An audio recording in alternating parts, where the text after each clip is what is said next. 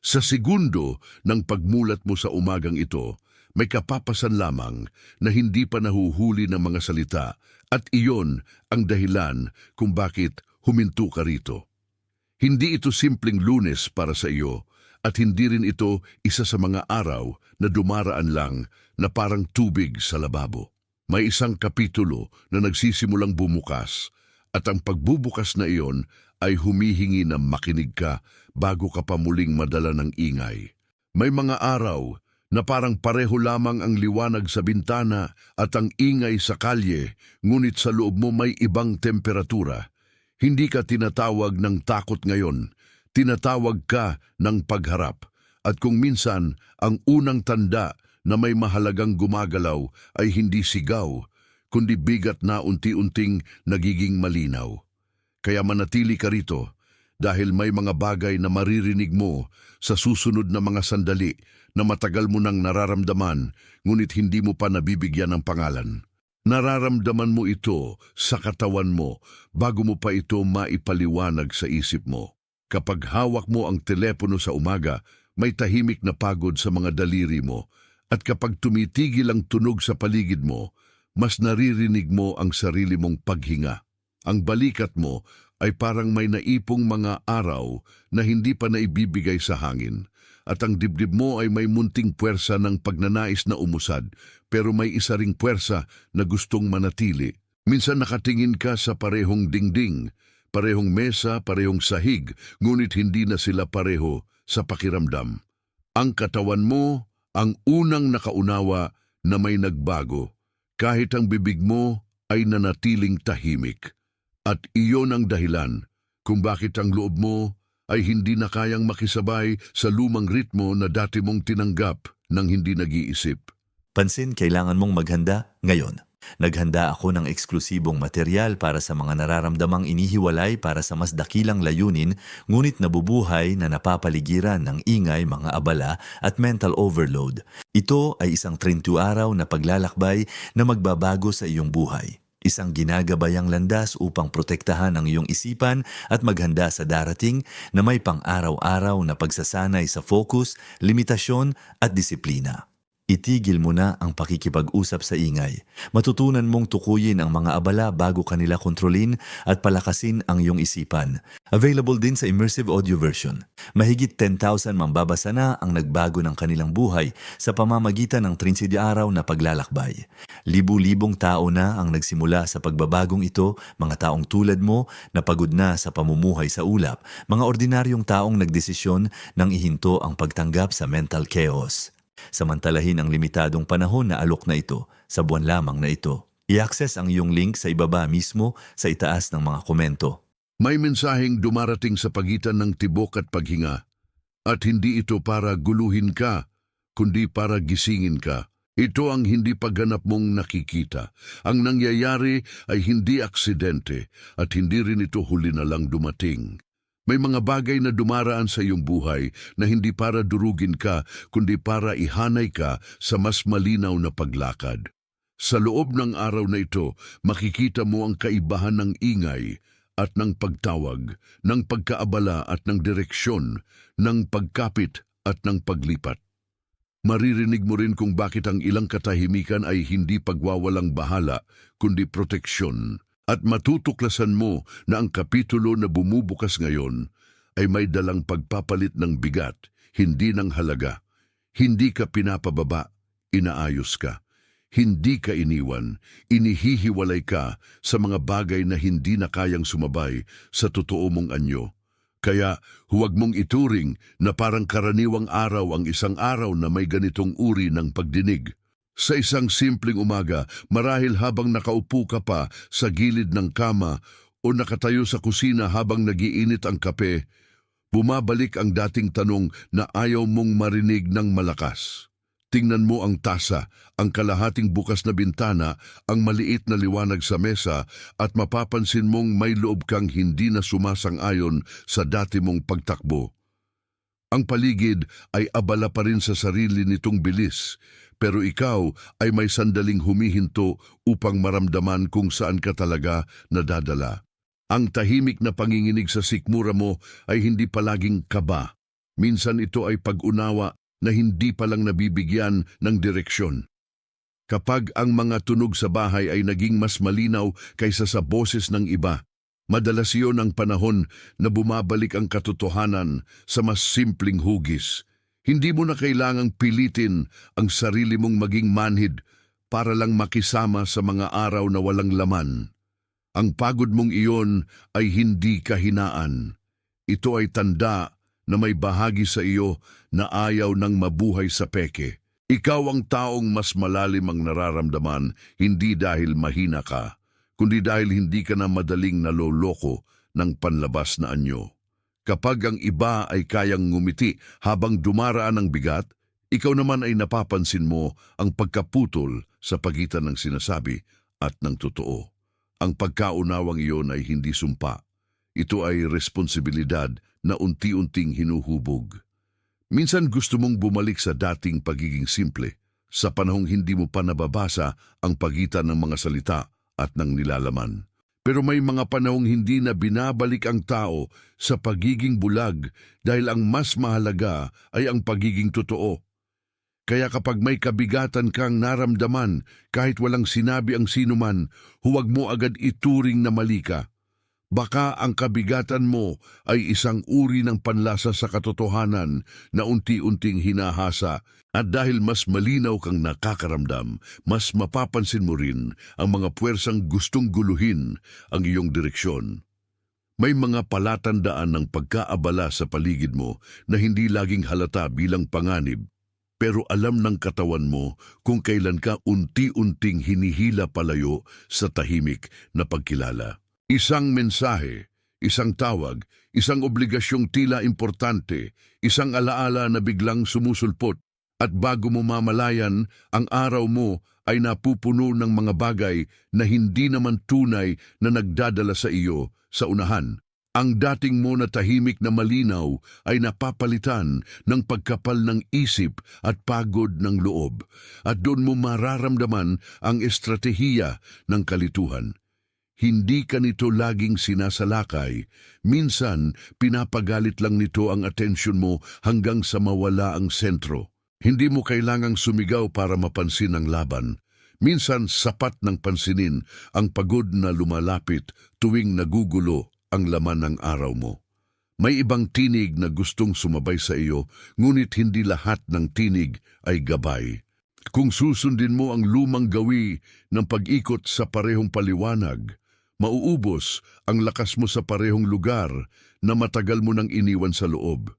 Hindi ka tinatawag para ipaliwanag ang lahat sa mga taong hindi naman sasalo ng bigat na dala mo. Hindi ka rin tinatawag para ipagtanggol ang bawat panginginig ng puso mo. May isang larawan sa Biblia na parang tahimik na lumalapit dito. Si Joseph na nasa loob ng dating kulungan ng hindi pagkakaunawaan, pero hindi pinahinto ng posisyon ang patutunguhan. Ang mas mahalaga sa kwento niya ay hindi ang bilang ng pader, kundi ang katapatan ng direksyon sa gitna ng limitasyon. Ganyan din ang nangyayari sa iyo kapag may pagkakataong tila nakasarado, ngunit may pangako namang hindi kumukupas. Kung minsan, ang silid ang nananatiling pareho, ngunit ang pagtingin mo ang siyang nagiging bagong pintuan.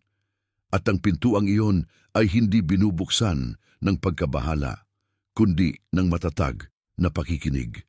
Kung magpapatuloy kang magkunwaring walang nagbabago, lalalim ang pag-uulit ng mga siklong dati mong iniisip na normal.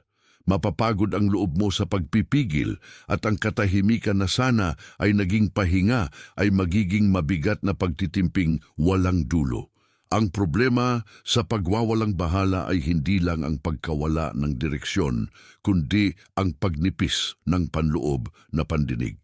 Kapag paulit-ulit mong sinabi sa sarili mo na ganito lang talaga, may pagkakataong tumitigas ang puso bago pa man tumigas ang sitwasyon. Hindi ito pananakot. Ito ay paalala na ang hindi pinapansin ay kadalasang bumabalik na mas mabigat. Kaya huwag mong ipagpalit ang tunay na pagkilala sa panandaliang kaginhawaan. May mga bagay na nawawala hindi dahil hindi mahalaga, kundi dahil masyado itong matagal na binalewala. Kung may isa mang tanda na tumama sa iyo sa mga sandaling ito, kung may bigat na lumuwag sa dibdib mo, o may katahimikang biglang naging mas malinaw, isulat mo ang 888 sa mga komento.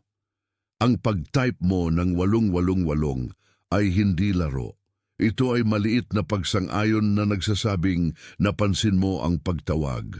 Sa ganitong paraan, ang pinakasimpleng galaw ng daliri mo ay nagiging tanda na hindi ka sarado sa ipinapakita sa iyo. Hindi mo kailangang gawing malaki ang sagot mo para maging totoo ito. Isulat mo ang 888 at bumalik ka sa akin dahil may mas malalim pang pinagugatan ang bagay na ito. Hindi pa ito ang kabuuan. Ito pa lamang ang unang pagigting ng pinto na gustong bumukas sa tamang panahon. Ang sinimulan mong maramdaman ay may ugat na mas malalim kaysa sa pansamantalang pagod. Madalas, hindi ang paligid ang unang kailangang baguhin, kundi ang loob na natutong umangkop sa maling bilis. Kaya ang tanong ay hindi lang kung bakit mabigat ang araw mo, kundi kung ano ang matagal mo nang pinoprotektahan sa loob mo. May bahagi sa iyo na natutong maghintay bago kumilos, natutong magduda bago maniwala, at natutong mag-ingat bago sumunod. Sa isang ordinaryong hapon, habang nakatingin ka sa screen o nakikinig sa isang pangungusap na paulit-ulit na binabalik ang isip mo, lumilitaw ang lumang paraan ng paghawak sa sarili. Ang dibdib mo ay nagiging masikip, hindi dahil laging may panganib, kundi dahil sanay ka nang ipasok ang lahat sa kontrol. At ngayon, ang mismong kontrol na iyon ang nahahamon ng kapitulo na gustong mabuksan. May isang ugat dito na madalas hindi agad pinapangalanan. Ang takot na sumunod kapag malinaw na ang tawag. Mas madali kasing ipagpaliban ng malinaw kaysa harapin ang responsibilidad na kasama nito. Kaya minsan, ang loob mo ay napupuno ng mga dahilan na mukhang maingat pero sa totoo ay nagtatago lamang. Hindi ka tinutulak ng Diyos sa kaguluhan, tinatawag ka niya sa katapatan, at ang katapatan ay madalas unang maramdaman bilang pagkakapos ng dating mga palusot. Sa sandaling iyon, ang lumang sarili mo ay gustong magpanggap na wala pa ring nangyayari, pero alam mo na ngayon na may nangyayari at ang pag-amin na iyon ang unang hakbang ng pagbabalik sa tamang pagtugon. Sa pagitan ng isip, katawan at espiritu, may magkakaibang boses na minsang nag-uusap sa loob mo ng sabay-sabay. Ang isip mo ay mabilis maghanap ng paliwanag, ang katawan mo ay mabilis makaramdam ng bigat, at ang espiritu mo ay mas tahimik pero mas tiyak.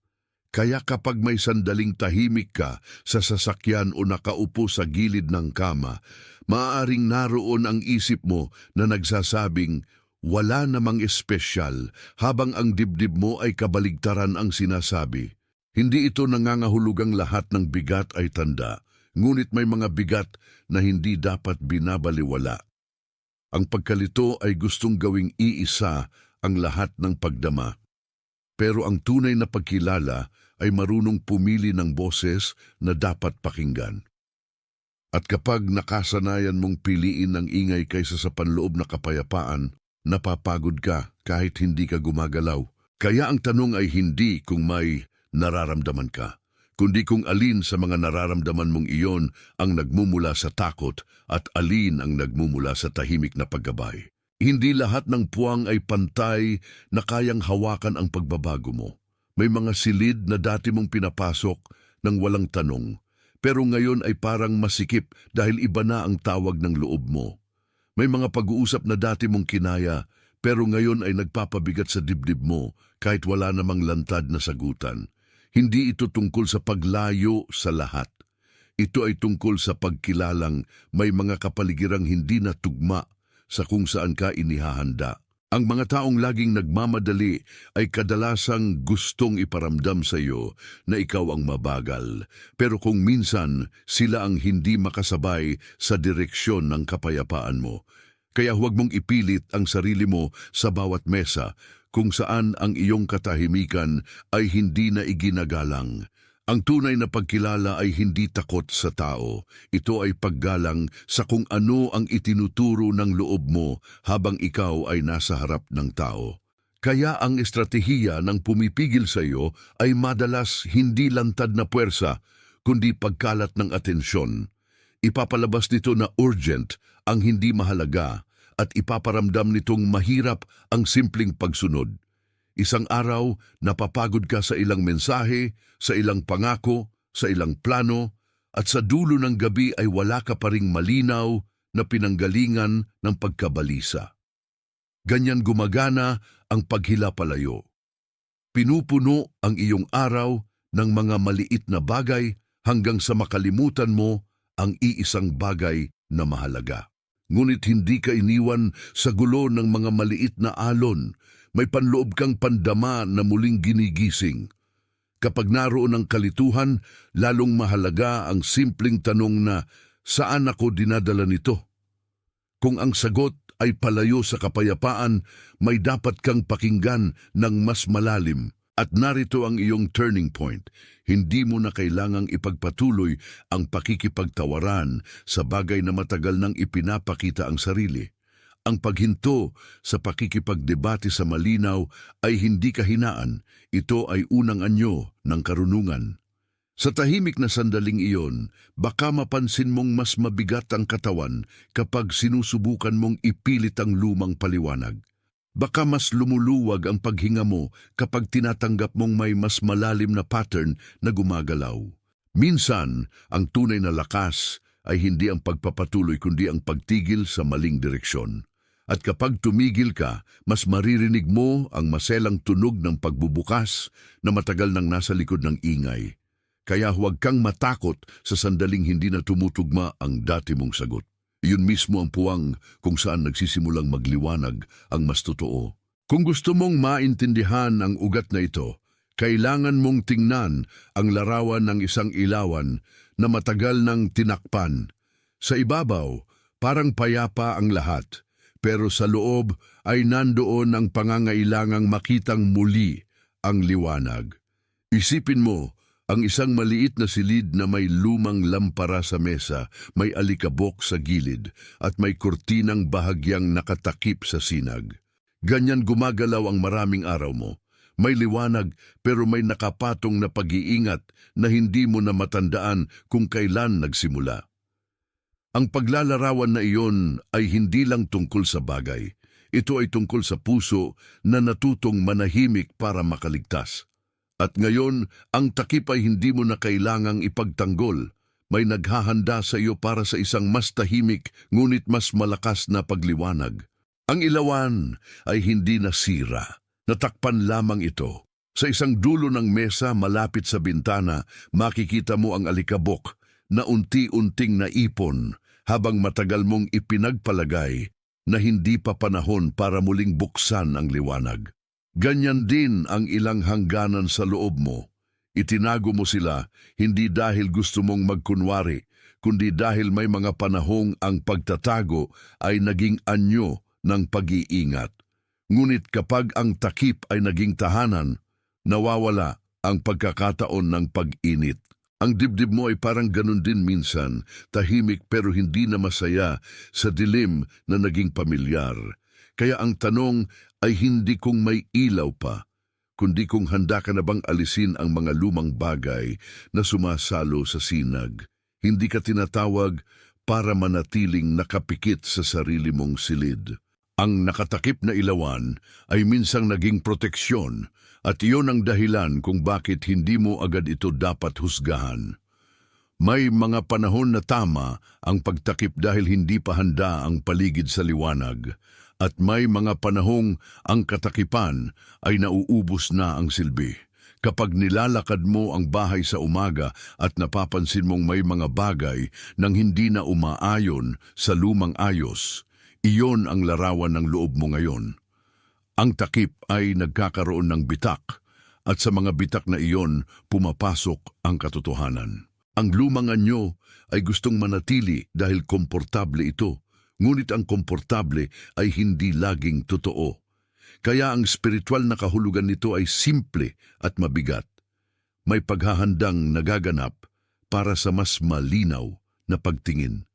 Ang tanong lang ay kung susundin mo ang paghahandang iyon o ipipilit mong panatilihin ang takip sa ibabaw ng sarili mong pag-unawa. At habang patuloy na gumagalaw ang liwanag sa ilalim ng takip, mapapansin mong may ilan ding humihila pabalik sa dating madilim na gawi. Hindi laging masama ang tunog ng mga lumang alaala. Minsan kaakit-akit pa nga ang mga ito dahil kilala mo na ang hugis ng sakit, pero ang kilala mo ay hindi palaging ang dapat mong balik-balikan. Sa loob ng lumang gawi, may kapasidad na mapagod ka sa pagtatago at mapaniwala na ang tahimik na pagdurusa ay pareho sa katapatan. Hindi iyon ang nilulunok mo ngayon. Ang ilawan ay hindi para sumunod sa alikabok. Ang alikabok ang kailangang humiwalay sa ilawan. At iyan ang dahilan kung bakit ang pag-alis ng takip ay mararamdaman mo hindi bilang pagkawala, kundi bilang paghinga. Habang dahan-dahang lumililaw ang loob mo, may pagkakataong maririnig mo ang sarili mong bulong. Hindi na ito umaangkop sa akin.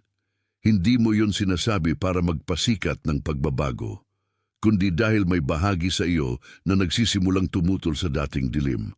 Sa mesa, sa tabi ng naiwang papel at baso ng tubig, ang simpleng pagtingin mo sa paligid ay maaaring magpakita kung gaano nakarami ang hindi na nababagay. Hindi ka sumisigaw, natututo kang makita. At ang pagkakita ay nagsisimula sa maliliit na pagsusuri ng puso na dati mong binabaliwala. Kapag napansin mong hindi ka na masyadong natatabunan ng lumang takot, iyon ay dahil may liwanag na pumapasok sa gilid ng takip. Huwag mong maliitin ang mga gilid. Doon madalas nagsisimula ang pagbubukas. Kung may bahagi sa iyo na gustong itabi muli ang lahat, alalahanin mo na ang pag-iingat ay may hangganan. Kapag ang takip ay naging depensa laban sa lahat, pati ang init ay hindi na makapasok.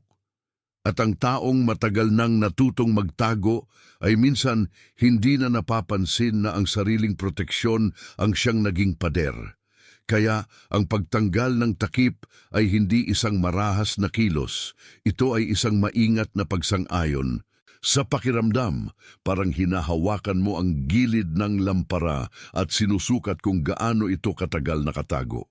Sa espiritu, parang sinasabing sapat na ang dilim na nagsilbi noon. Ngayon ay may ibang panahon na dumadating at ang dating pagtatago ay kailangang maging mas malinaw na pagkilala. Sa puntong ito, hindi ka hinihingian ng mabilis na sagot, kundi ng kapansin-pansing pagkakasundo sa nararamdaman mo. Kung sa loob mo ay may kumikilos na pag-asa na hindi mo mapangalanan, hindi mo kailangang takasan iyon para lang manatiling kalmado. Umupo ka ng sandali sa gilid ng sarili mong araw, gaya ng pag-upo sa tabi ng mesa kapag nag-iisa ka sa madaling araw. Hayaan mong maramdaman mo ang munting init na pumapasok sa pagitan ng dating takot at ng bagong pag-unawa. Ang ilawan ay hindi natatakot sa liwanag. Ang natatakot ay ang bahagi mo na sanay sa pagtatakip. Kaya ang pagpiling alisin ito ay simula ng mas tahimik na katapatan. At sa sandaling iyon, ang kapitulo ay hindi na tungkol sa kung may ilaw ba, kundi kung papayagan mo ba itong manatili. Sa isang sandali ng katahimikan, baka mapansin mo kung paano nag-iiba ang pakiramdam ng parehong silid kapag may liwanag na hindi mo na nilalabanan. Ang mga dingding ay pareho pa rin, ngunit ang anino ay hindi na siya ang nagdidikta ng buong espasyo. Ganyan ang kabutihan ng pagharap sa totoo. Hindi nito agad binabago ang lahat, pero binabago nito kung paano mo binabasa ang lahat. May mga lumang tunog na patuloy pa ring maririnig, ngunit hindi na sila ang pangunahing boses. At ang lumang paniniwalang kailangan mong manatili sa takip para maging ligtas ay nagsisimulang mabasag. Ang pagbabagong ito ay hindi ingay, ito ay tahimik na pag-angat. At iyan ang dahilan kung bakit ang susunod mong pagsunod ay magiging mas simple kaysa sa dati. Kung ang larawan ng ilawan ay tumama sa iyo sa lugar na hindi mo maipaliwanag, isulat mo ang Eubeho Iso sa mga komento. Ang pagsulat mo ng Eubeho Iso ay hindi lang pagsang-ayon sa isang ideya. Ito ay pagkilala na may nakita kang hindi mo na maitatanggi. Hayaan mong manatili ang pagkilalang iyon sa iyong sariling talaan, hindi bilang palamuti, kundi bilang pahayag. Kapag nailagay mo iyon, bumalik ka sa akin, dahil ang liwanag na nakikita mo ay hindi tumitigil sa paglabas sa iisang silid. May mas malalim pang pagbubukas na ngayon mong papasukin. At ang pagbabalik mo rito ang magpapatibay na hindi ka lang nakaramdam kundi tunay na nakakita. Ang pagbabalik na ito ay nagsisimula sa simpleng pag-amin na ang lumang takip ay hindi na sapat para sa bagong liwanag. Kapag nagising ka kinabukasan o kahit mamaya sa parehong araw, maaaring mapansin mong mas tahimik ang reaksyon mo sa mga bagay na dati kang nagmamadali. Hindi dahil nawala ang hamon, kundi dahil mas malinaw na ang puwang ng loob mo. Sa isang mesa, sa isang kwarto, sa isang hindi natapos na usapan, meron ka ng mas maingat na paraan ng pagtingin. Ang liwanag ay hindi na maaaring itago ng parehong dating kilos, kaya ang susunod mong hakbang ay hindi dramatiko. Ito ay mas tumpak. At ang katumpakan ay minsang mas mapanghamon kaysa sa ingay dahil hindi na nito pinapayagang magkunwari ang puso mo. May mga umagang kailangan mo lang buksan ang bintana at hayaan ang hangin na pumasok bago ka pa sumagot sa kahit ano. Ganyan din ang bagong bahagi ng paglakad mo. Hindi pa ito malaking pagkilos, pero ito ay totoo. Kapag naglagay ka ng tasa sa mesa at huminga ng mas malalim, may pagkakataong maramdaman mong hindi ka na dapat magpatuloy sa dating pag-ikot. Ang loob mo ay hindi na nakikiayon sa lumang loop ng pag-aalala. Sa halip, mas maririnig mo ang simpleng pag-anyaya na manatili sa liwanag kahit hindi mo pa alam ang buong direksyon. At sa sandaling iyon, ang pagbabago ay hindi na ideya, ito ay posisyon ng puso. Kaya ang pagbubukas ay unang nakikita sa katawan bago ito tuluyang maunawaan ng isip. Sa tahimik na pagbubukas na ito, may bahagi sa iyo na natututong huwag ipagkamali ang pagdududa sa karunungan. May mga panahong ang duda ay nagmumukhang pag-iingat, ngunit ang pag-iingat ay hindi dapat magtago sa harap ng malinaw na tawag. Kung may narinig kang malalim na kapayapaan sa gitna ng pangamba, iyon ang dapat mong pakinggan. Kung may bigat na lumuwag ng bahagya nung inamin mong may liwanag na gustong pumasok, iyon ang binhing dapat mong bantayan. Ang liwanag ay hindi namimilit, pero hindi rin ito nagbabago para lang sumunod sa takot.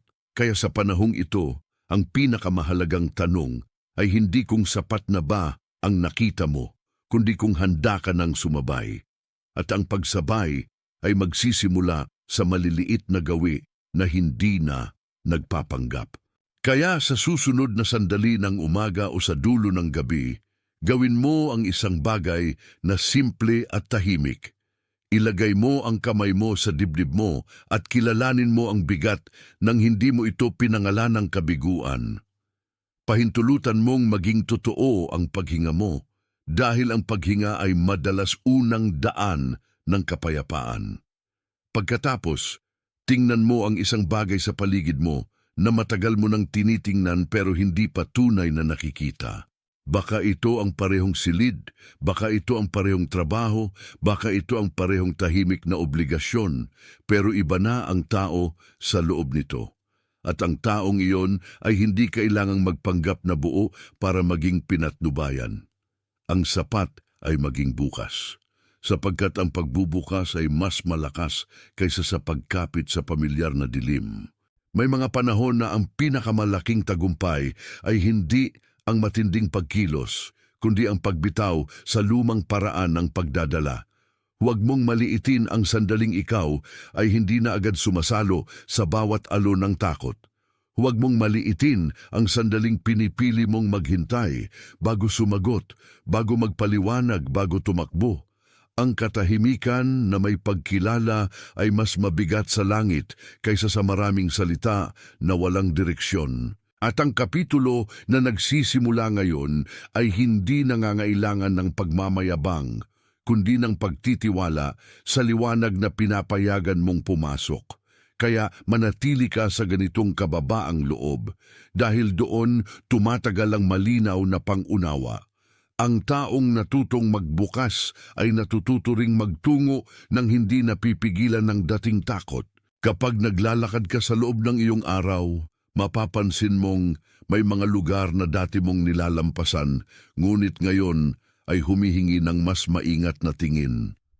Ang mesa, ang upuan, ang bintana, ang mensaheng hindi sinagot, ang pahinang hindi natapos, lahat ng iyon ay nagiging bahagi ng mas malaking larawan. Hindi ka kinakailangang magmadali upang maunawaan ang lahat, dahil ang liwanag ay may sariling paraan ng pagpapakita.